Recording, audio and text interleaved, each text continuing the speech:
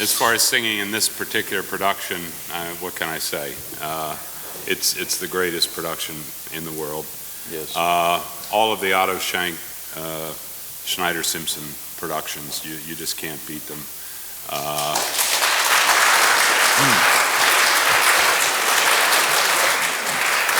They're Parsifal, Tannhäuser, Tristan, The Ring, and this. When you're on stage in one of their productions, you actually feel like you are the character.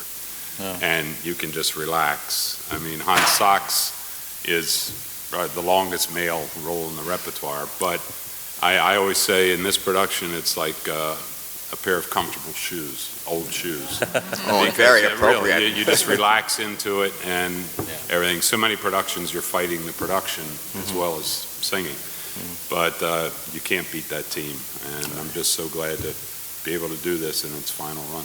Wow. Is it literally the longest male role in the repertoire? I believe so. That's what everybody says. The longest role, like well, I think female role is Susanna is in Figaro is the longest female role, but Sachs is like I think I figured it up once. It's like the 3 Votans. I know it took me 5 years to learn it, so. Well, it's quite a project, you know. I'd like to welcome you, the first time you come to join us, and I also understand that you're a new mom. That's true. Right. So how is it being a new mom and coming here and singing? Did you bring your family with you? Yes, they're all here. My son, who is 6 months, his name is Hans. So. No.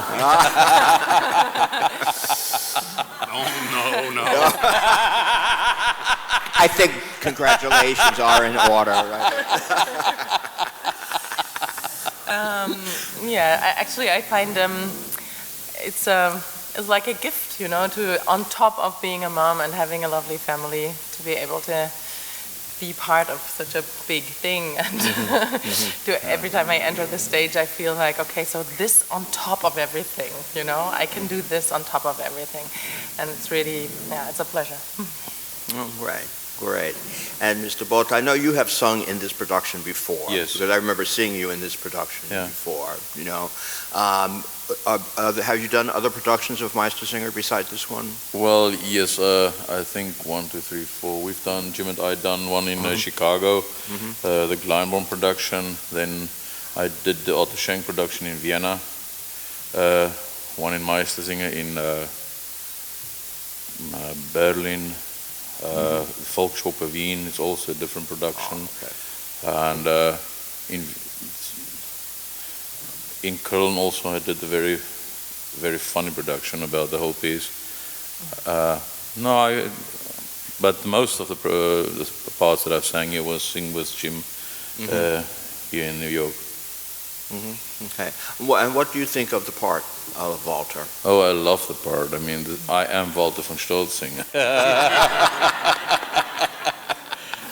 What is it, like 13 verses you have to memorize? Yeah. I don't know, I just enjoy singing the part. You know, I'm like that guy coming into a new town and put the whole town upside down and then just go off and... with the girl. With the girl. It's just one of those things, when I first started singing it, it was one of those happy hallelujah feelings. I mean, my voice was going like, yes, this is what I have to do. And I just enjoy singing the part. Plus, isn't it fun to sing a part where you're actually singing? Like on stage, like not, because normally in opera we have to like pretend that we're only acting, but we're singing at the same time. But now this guy, he can actually go on stage and like sing, you know? And not hide the fact that he's singing. So it must be pretty cool. It's just a fun part for me, is this character. To think he comes into the city of Nuremberg the night before, the next day make a big confusion in the whole city of Nuremberg. That same evening, get the whole Nuremberg to fight with each other, and the next morning composing a song and then sings it on the Festwiese. I mean, where in your life you will get the guy who comes in a night before and 2 days later he's singing and winning a singing contest. And getting married. And getting married at the same time. Right.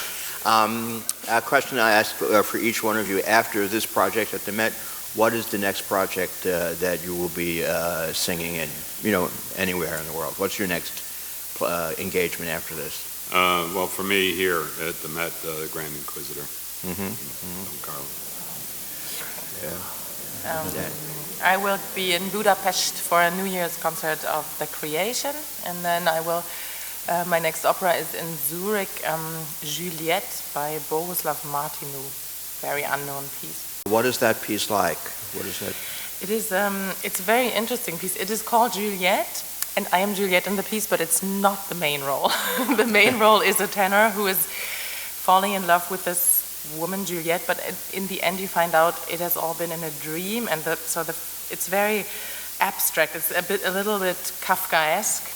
And very kind of absurd. And in the fifth act you find out that in this office of dreams where he goes, that every man who is there is dreaming of the same woman, and they don't.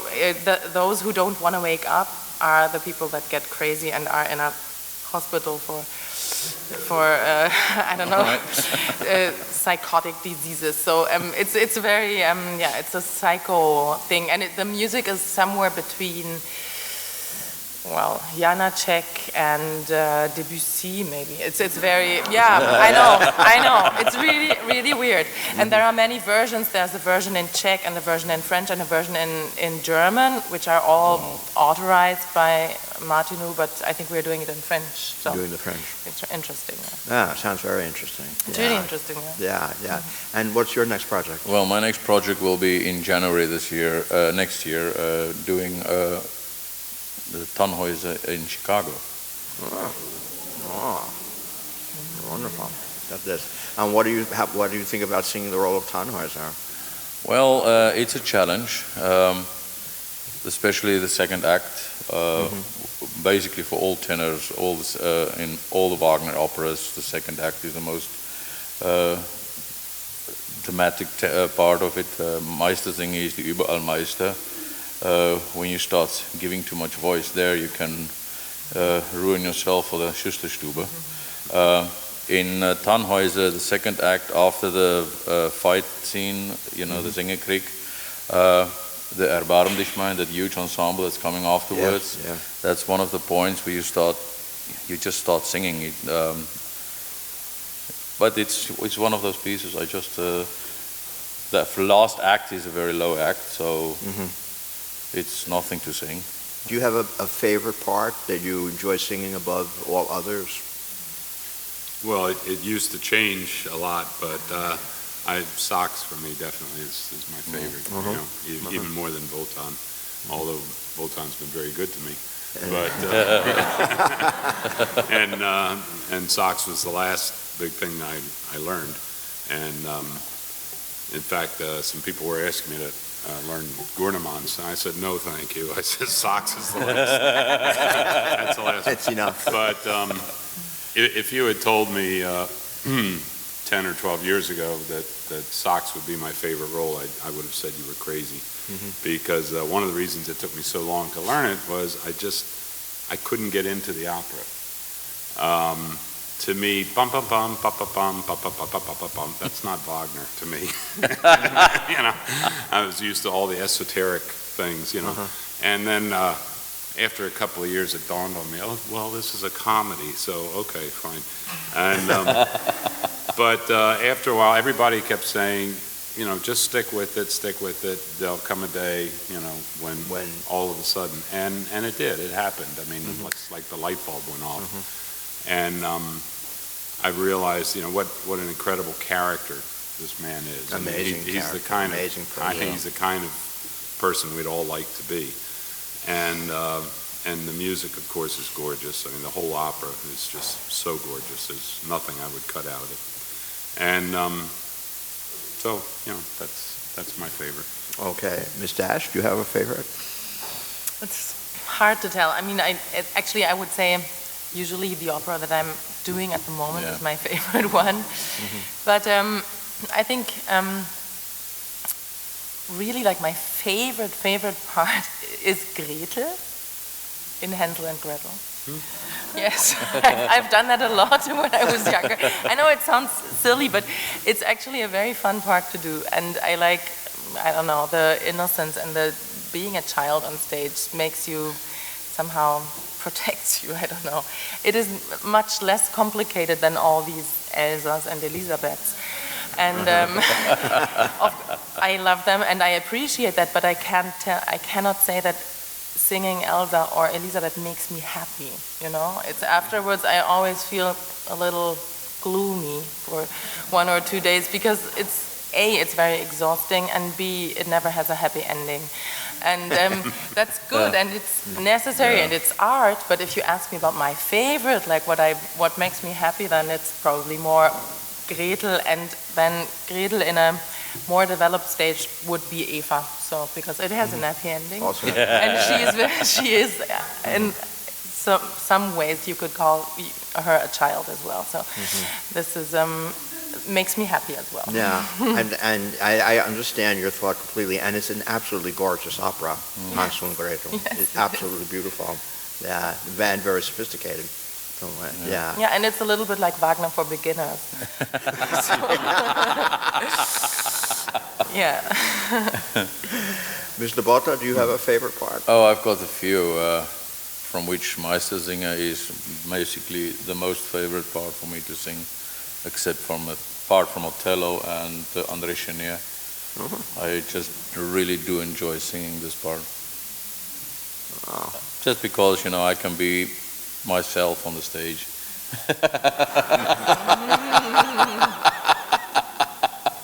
I don't know if I should ask about that. Well, so how can you be yourself when you're singing Andrea Chenier? Well, you know, I told my father with 5 I'm going to be an opera singer. I didn't care anything what was happening in school. So when my teachers ask me for my homework, I will tell them, why do I need math? I'm going to be an opera singer. In opera, I need to count until 4, and that's it.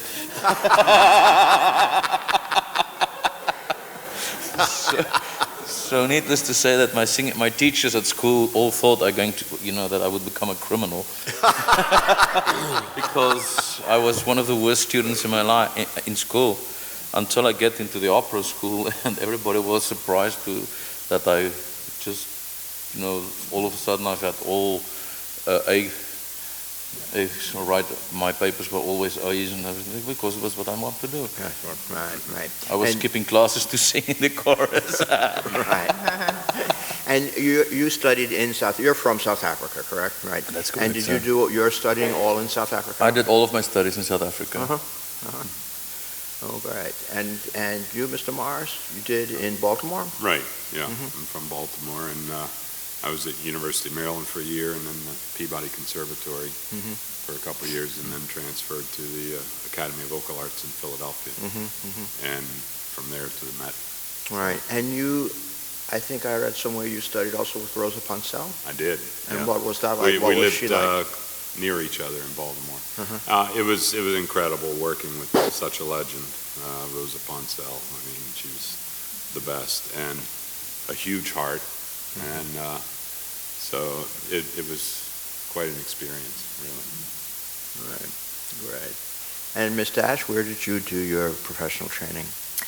In Munich. In Munich. At the university, yes. I lived in Berlin, I grew up in Berlin, and then I somehow found out that if I stayed in Berlin, I would probably never become an opera singer, because all of my friends were there, and my life as a student was not very, friendly to the voice. And what did you do in school?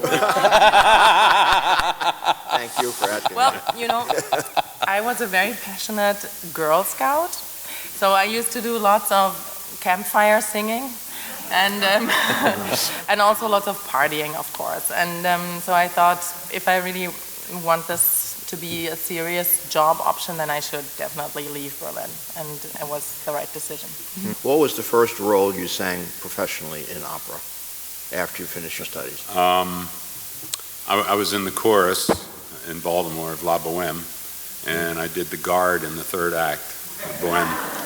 And he has one word to sing, Vengo. and in the rehearsals, the chorus director would look at me and said, "It's not an aria." But I'd say, other than that, the following production in Baltimore, Tales of Hoffman, and whoever was supposed to do the Crespel, I think, canceled because they came to me very late, and it was the whole City Opera production. Norman Traeger, Beverly Sills, Placido, Julius conducting, Tito Capobianco directing, and I was in a very heady company then, and so that was sort of the beginning of everything. Right. Ms. Dasch, how about you? What was your first professional engagement? My first professional engagement in opera was Pamina at the Opera House in Bonn. Yes, in a very lovely Jürgen Rose production. Okay. And Mr. Botha? My first role that I sang was basically, apart from the opera school, was Freischutz, Max, in South Africa. And then a few years later, just a year later, I was in Europe, in Bayreuth, in the chorus for one season. And then in December 1990, I did my European debut in Kaiserslautern with Ballo and Maschera. Strange productions. What's the strangest production you've ever sung in? That, if you care to say. Oh, there's so many. What do you mean by strange? Yeah. Maybe at odds with the story of the opera, the intent of the opera, like a production that seems not to fit with musically what's going on. I think many modern up-to-date productions are absolutely fine and theatrically great, but I mean a production that seems like theatrically incomprehensible when you're thinking about the music, and we've all seen them here and there. But I wonder. Well, I tend the to danger of being, not politically correct, being in New York, but the Tosca here, for one thing.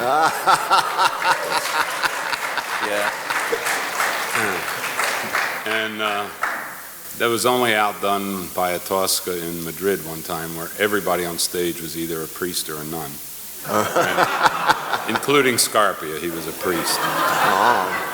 But no, the Tosca here, I'm afraid I have difficulty with. And that wins your vote. Yeah, it's not politically correct answer, but but it's true. Yeah.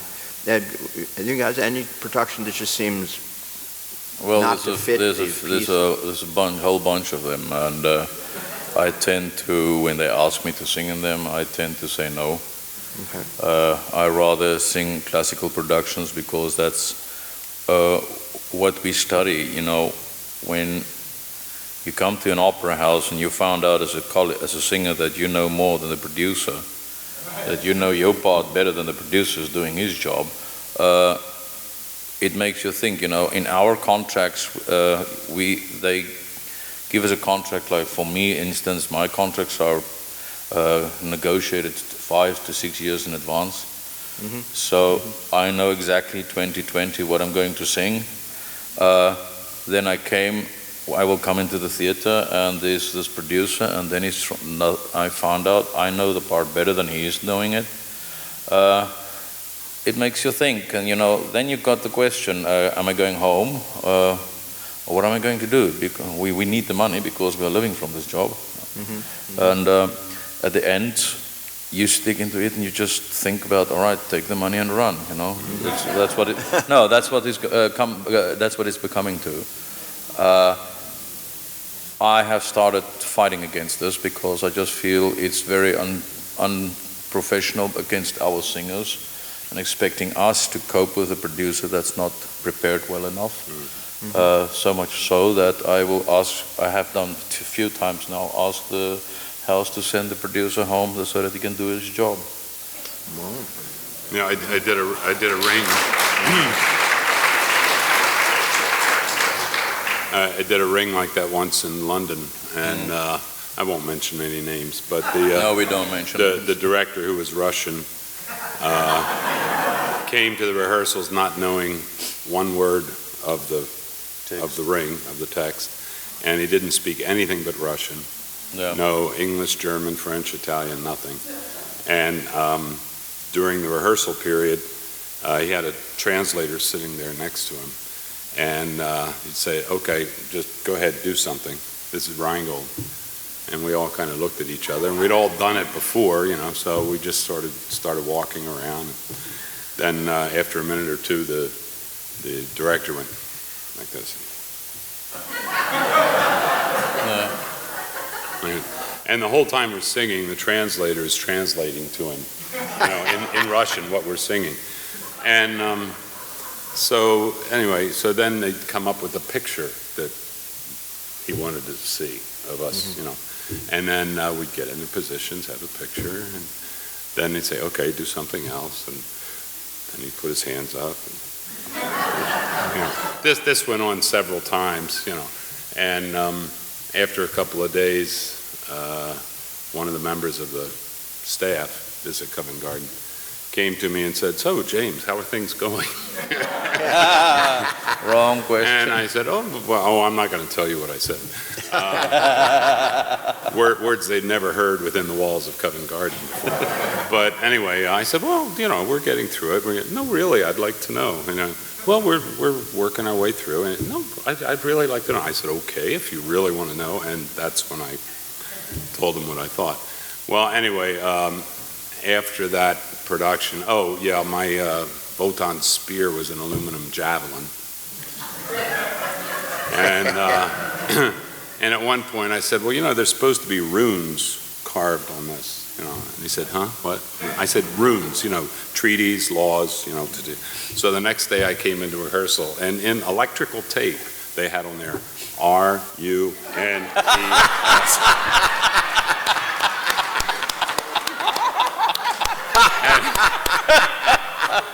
And that's what we used in the production. Anyway, so the upshot was the production consisted of one sort of like picture after another, but he didn't really know how to get from one picture to the next. So the lights would come down, ballet girls would run on with waving long white banners around, and then the lights would go up and we'd be in another picture.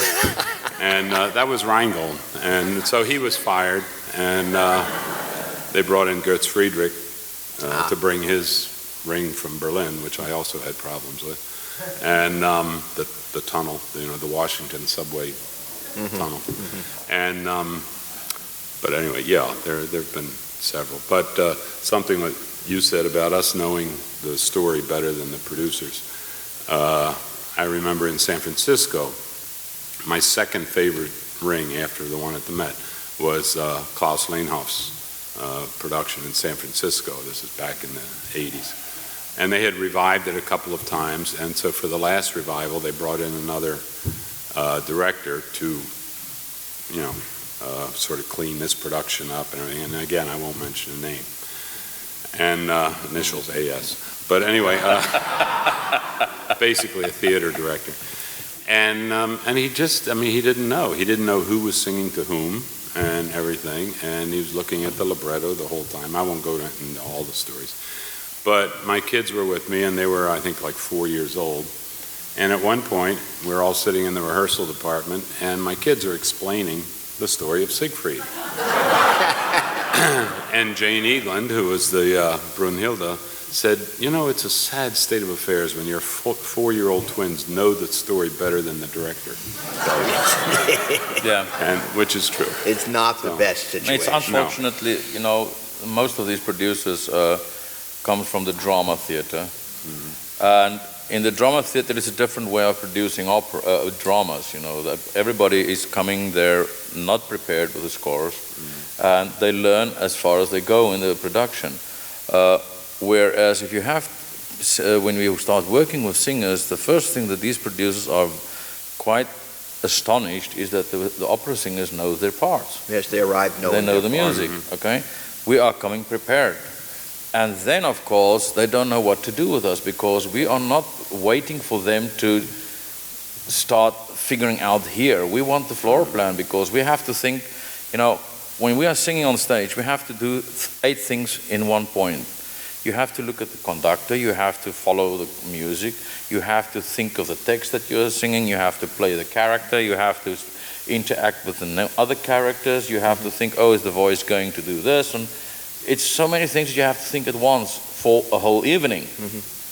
You don't have time to waste, you know, we're 6 weeks, sometimes 4 weeks before the premiere, and then they get these ideas and they will come up, oh, you have to change this, then they come in the first stage August rehearsal, and I tell them, it's too late now. It's too late now because I'm sticking to what we've done now, and if it's not working, it's your problem. Right. I think a lot of the, like he says, a lot of the directors from the theater, they don't understand the musical aspect of it. No. They'll direct things from a libretto, not knowing how much music is between this word and that word. You know. And recently I did a Votsek in London, and it ended up good at the end, but the process was excruciating because the director was from the theater, and unlike a lot of opera producers, they didn't really know what they wanted. You know, they said, well, let's try this. Okay, well, now let's try this. And the next day we'd already be on like the 5th change, and you can't keep in your head, you know, the change 32B. Okay, fine.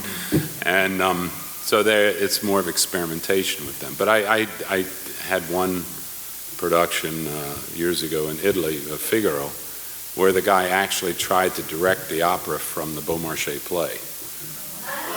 Oh, no. And, you know, I don't even know how we ever got it together. But it's, I'm going to come back to this point, but I want to give you, Ms. Dasch, a chance to answer the question about unusual or strange productions, or the concept we're talking about, if you have had any similar experience. I feel like I'm making myself very unpopular when I say that I like these unusual and strange productions most of the times better than the old productions. But that's, I'm sorry. I know, but that's probably a question, I don't know, of my understanding of theater, I don't know. I'm maybe more a child of the theater than of the opera.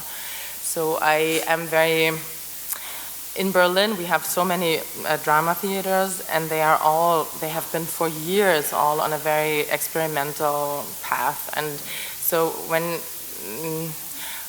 the tradition is not the tradition, but your tradition is to just experience several attempts to theater that are very new and unusual, then it's this what you're used to.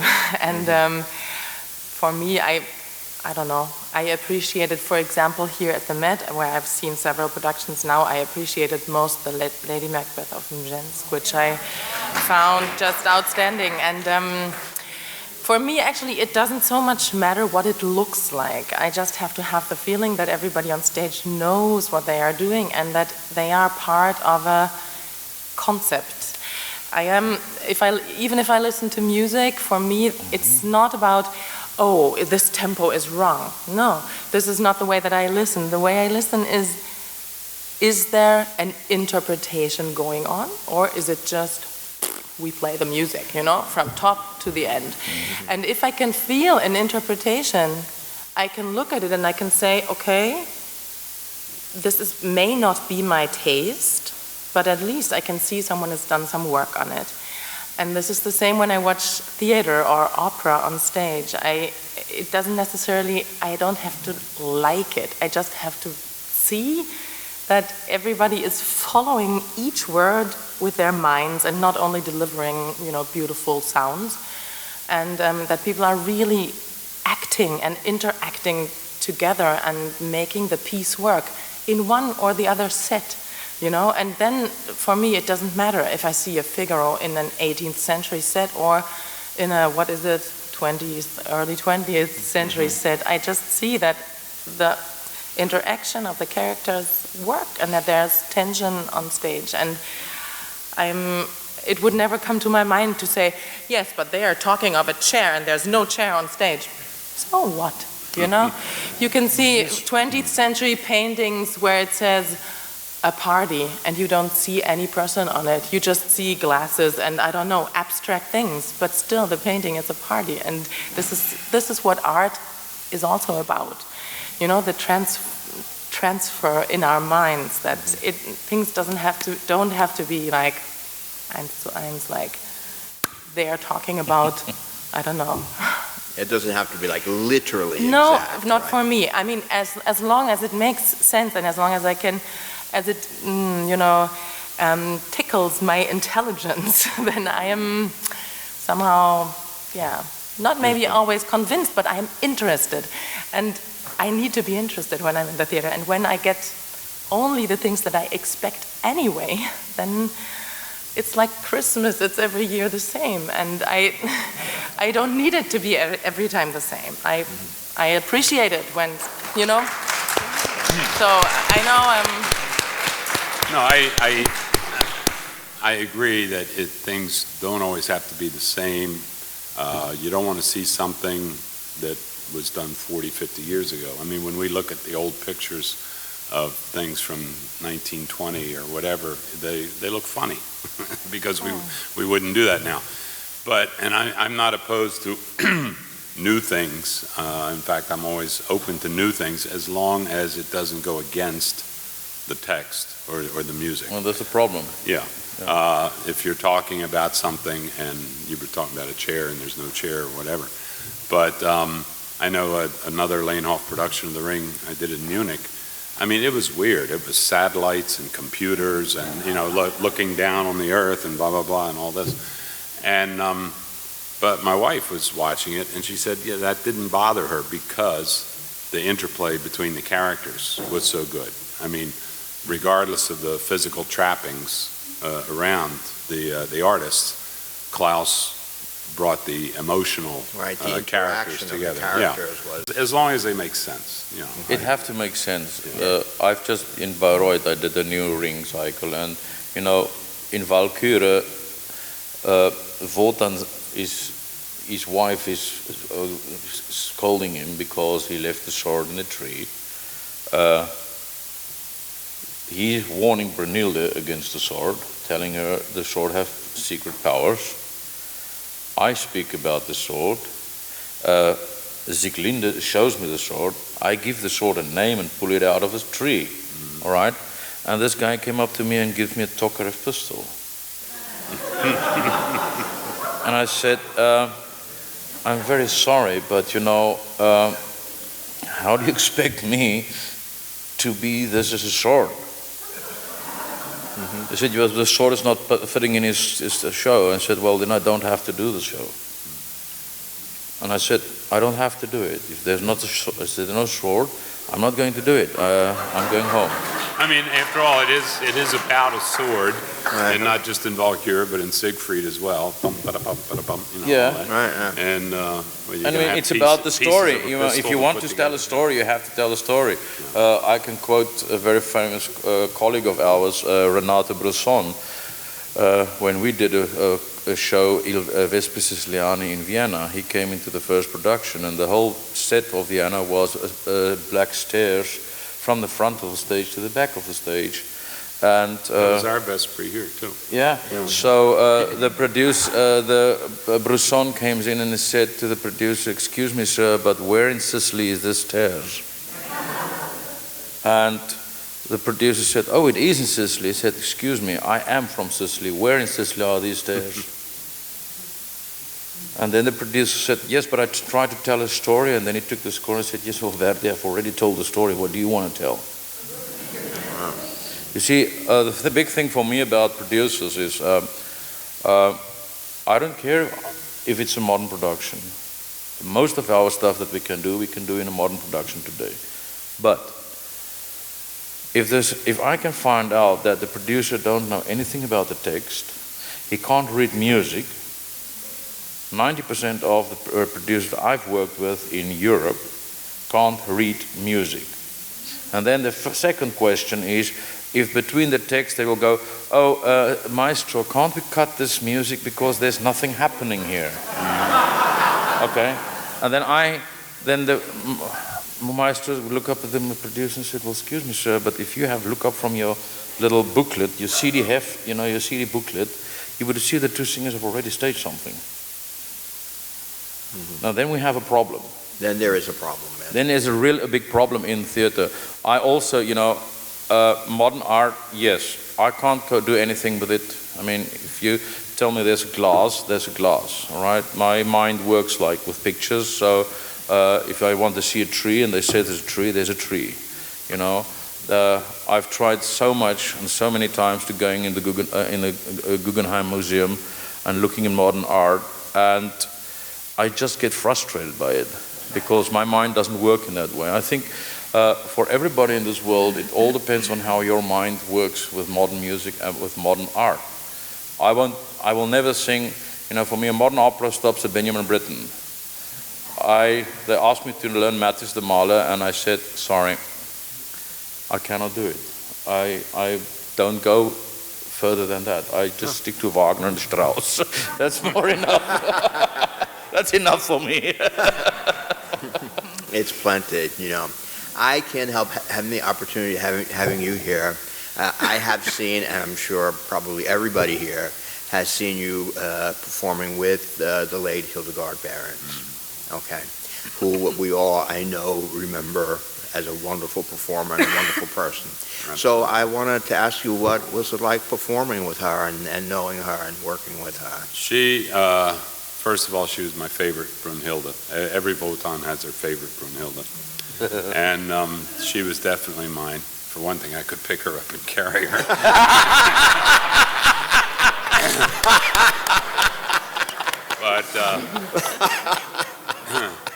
But aside from that, Hildegard was one of those people. She never let down in her character. We all are guilty now and then of occasionally when we turn our back to the audience, we're clearing our throat, or maybe we kind of zoom out for a second or something, but she was always on 100% in her character, even when her back was to the audience. And when you have that to play off of, it makes you a better performer. Mm-hmm. It's like playing tennis against a pro, mm-hmm. It helps your game. Mm-hmm. And that's what she was like. I don't know if you all have seen the DVD we did of The Ring, but there was a shot of her during the Abschied when Wotan's saying goodbye to her. And the producers of the DVD, the directors, they noticed from their different camera angles this one particular moment that was so moving. And so they made it work. They put a camera way up high, looking down over my shoulder. She has her back to the audience, and she's just the way she's looking up into my face. I mean, it just broke your heart. But she had her back to the audience, but she was acting she for was me. Still in the part. She was in the character, in the part, and to this day, I mean, that's what I remember about her, and also very exciting vocally. She had one of these voices that some people liked it, some people didn't. There's some people that would approach things differently vocally, but she was always exciting vocally. I don't mind something being new as long as it doesn't go against what the original composer wanted. And Wagner was very specific. Yes. He was, as you all know, he was the first one to come up with this idea of the words and the music really working together. Mm-hmm. That you can't have one without the other. And God forbid you should cut any of his words. But but no, I mean, it's definitely, I mean, that's one of the things that attracts you to a role, not just the music, but the character itself, if it's an interesting character to portray. Mm-hmm. And it makes it very interesting if you work with people who have read and understood their parts, because there are, for example, little things that Johan plays in our very short scene in Act 1, where, for example, Magdalena says the sentence like, so if you really want to sing for her, and he goes, yes. And this is something that Johan invented. I have never seen that before, but it's actually very smart, and it makes me realize that he understands it, because usually this is for Eva, this must be the question. So now that he knows that in order to marry me, he has to sing, I'm anxious. Is he up for that? Does he even have a voice? I don't know anything about that. And when he does this, yes. That's no words, that's not a line that he's singing. It's just his gesture that Johan, as a smart singer, well prepared, offers and brings into this production. And this is what makes it so, so pleasant to work with intelligent singers.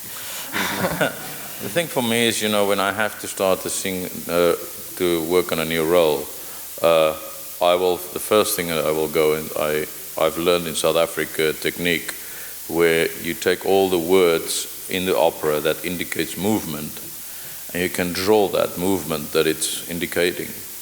And if you take that plan, you will see that 90% of all Wagner operas, when you draw that movement, it's complying to the music. It's the same as the music.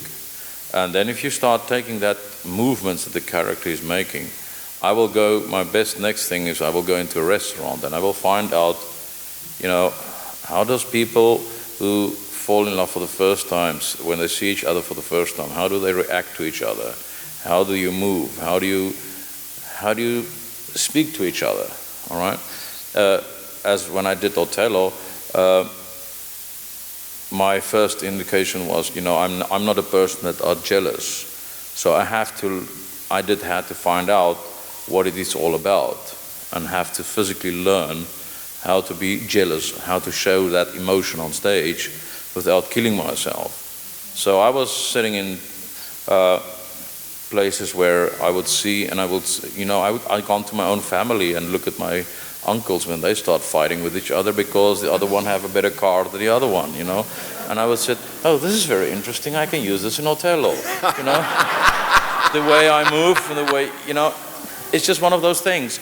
I approach the role, every role that I'm singing, from the character itself. So that when I go on stage, I am the character. I am Walther von Stolzing. When I'm on the stage, that's what I say.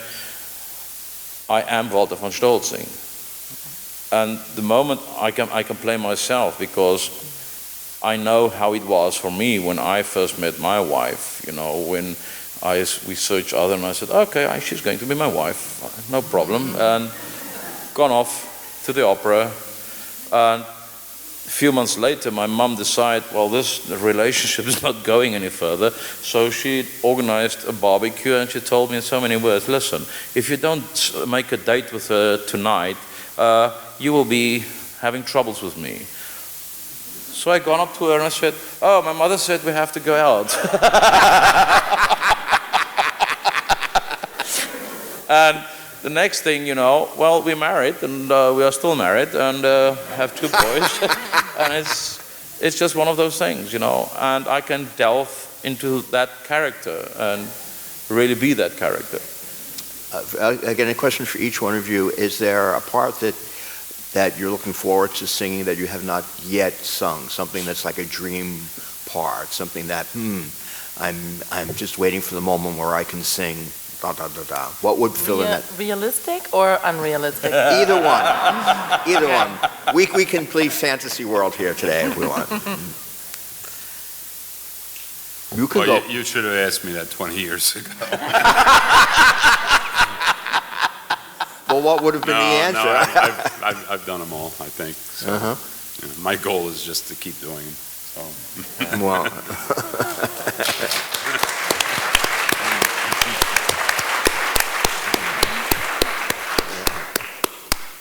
And Ms. Dasch, what's your fantasy role? Real or? I mean, if I really had a wish, like if a fairy would come and offer me one wish, it would be Brünnhilde. Okay. But it's not going to happen. I know that. Okay. So a realistic wish would be Jennifer. Yes, I would love to enter the Janacek world. Mm-hmm. is a terrific opera. yes. Absolutely. Mr. Botha? Well, I'm learning at the moment Tristan at Isolde, so that's... Oh. Finally. Then another part that I would love to sing is Benjamin Britten's Peter Grimes. It's a part that I really would love to do. Now that's a character Which you one? don't want to get into. Peter Grimes? Yeah. Oh, well, you know. You don't want to inhabit that character. No, I don't. You know, the lucky for me is when I go out of the theater, I can leave the character theater. Wow, this is important. Yeah. All it's important to do. You know, you have to be able to leave your character at home. I mean, otherwise, if I take Othello home with me, my poor wife won't live with me. She will kick me out the first moment I tell her, listen, no, that... Anyway. There was a tenor, I'm sure you'll all know this name, years ago, John Vickers, who really did adapt the characters. He became that person. Yeah. And if he had a sword in his hand, it was dangerous. And I saw him do a Carmen once where Ruggio Baldani was the Carmen. And right before the flower song, he picked her up and he threw her down on the table and she bounced across the table. And back in the beginning of my career, I was doing Zuniga, and we had to have this sword fight. And he hit my sword so hard that half of my sword went down in the orchestra pit, and I was left with something like that big. And he got me down on the table, you know, on my back, and he's doing this, and I got this little thing up here like that. And but he literally would become the character. Peter Grimes, that's another one. You know. But I mean, it's a good thing to get into character. Yes. It's a good thing when Johan gets into character and when Hildegard Behrens gets into character. It's another to have the character take you over. I remember, you know, I just want to put a comment in there. I did see John Vickers do Peter Grimes at the Met, and it was a ferocious thing to witness. But there's also a DVD, I forget who he's singing with, of Othello, and it's terrifying. Yeah. It's the intensity of his response to what's going on is just terrifying. Yeah, well, that with McNeil, with Cornell McNeil. You know. Well, the thing is, you have to. I believe I have to become the character, but you know, I always have to be in control of it, because if I'm not in control of it, my voice, the chance that I'm going to blow the voice during the show is so much higher. So I will study the character, and then I will say, okay, this is what the movements I have to make for this character. This is what I want to play with this guy. Now I have to get away from it and tell my brain to be in control of it the whole time of it. Otherwise, if I'm running out of control, I can also hurt people. I mean, I've sent a few Yagos flying. Because that's why you have to have a fight meister. If you have to do fights and things like that, you have to have a fencing meister, somebody that can work these things with you. Because, for instance, the Othello when we did here with Renee Fleming, where I have to strangle her, the producer wants me to do it from taking her from the, everybody saw it, and I just said, I'm sorry, I don't want to do that without we have really practiced it. Because it's 5 millimeters to one side and you break somebody's neck. It's too dangerous. And it's too dangerous. So we had to practice physically that she grabbed my arm, and then I know she's in control of the movement, and then we can just I will go every movement that she's doing, I will go with, and then at the point when she lets go of my arm, I know that's over, and then she will grab onto my arm and hold and roll off the bed. I mean, making it a control thing. The Iago didn't want to, so I sent him one day in the rehearsal flying, and he quickly know that he have to do the movement. I don't have to push him, because I can do it. Yes. But when I'm in character, it's problems. So when he does the movement, it still looks as if I'm doing it. Right. All right. So there's certain things that you have to know what to do on stage, and you have to learn it. And unfortunately, young singers don't learn that today. And they can run into a lot of trouble. Yeah, there's going to be some problems there. Unfortunately, we have come to the time where we have to stop our discussion, you know. But I would like to say, wait, hold just a second, that it's been a total pleasure, and I mean it completely, speaking with each one of you. Your intelligence as performers really came out vividly, and your professional dedication to your art and craft came out very strongly.